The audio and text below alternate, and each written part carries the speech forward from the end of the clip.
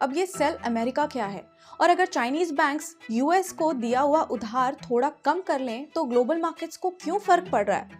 Cell America mid 2025 में शुरू हुआ एक ट्रेंड है जहां इन्वेस्टर्स यूएस एसेट्स जैसे कि ट्रेजरीज, डॉलर्स, अमेरिकन स्टॉक्स से एक्सपोजर कम कर रहे हैं क्योंकि यूएस डेट और डेफिसिट्स उन्हें अब अनकंफर्टेबल लगते हैं। एक ब्लूमबर्ग रिपोर्ट की माने तो चाइना के रेगुलेटर्स ने अपने स्टेट लिंक बैंक से कहा है कि यूएस ट्रेजरीज का एक्सपोजर रिड्यूस करो, डंप नहीं, वेपनाइज नहीं, बस रिड्यूस।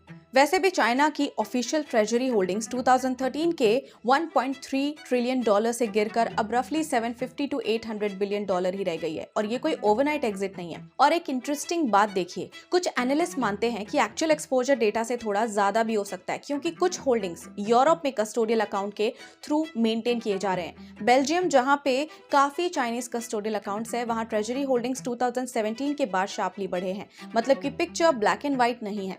लेकिन ज्यादा बड़ा इशू ये है कि यूएस का total date 34 trillion dollar cross कर चुका है। देश का फेडरल डेफिसिट 1.5 ट्रिलियन डॉलर से 1.7 ट्रिलियन डॉलर के बीच रहता है और annual interest payments almost 900 billion dollar तक पहुंच चुके हैं।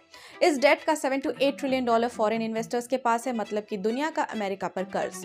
बॉन्ड मार्केट में जब फॉरेन डिमांड स्ट्रांग होती है, यील्ड्स नीचे रहते हैं। अगर डिमांड थोड़ी सिलेक्टिव हो जाए तो हायर यील्ड्स ऑफर करने पड़ते हैं और जब ट्रिलियंस ऑफ डॉलर रीफाइनेंस हो रहे हो, सिर्फ 1% का मूव भी इंटरेस्ट कई 100 बिलियन से बढ़ा सकता है। फिर इंपैक्ट सिर्फ यूएस तक लिमिटेड नहीं रहता। Emerging markets, dollar liquidity, India के कैपिटल फ्लोज, सब पर इनडायरेक्टली इंपैक्ट पड़ता है। ये डॉलर कोलैप्स नहीं है, ट्रेजरी मार्केट्स अभी भी स्ट्रॉन्गेस्ट हैं, बट जब फंडिंग ऑटोमेटिक नहीं रहती तो cost of money gradually reprice होती है। ये पैनिक नहीं है, ना क्रैश, बस एक slow recalibration of global bond markets. इस सिचुएशन को डिटेल में समझने के लिए आप हमारा under the market lens article पढ़ सकते हैं और ऐसे ही इनसाइट्स के लिए पेज को फॉलो जरूर करें।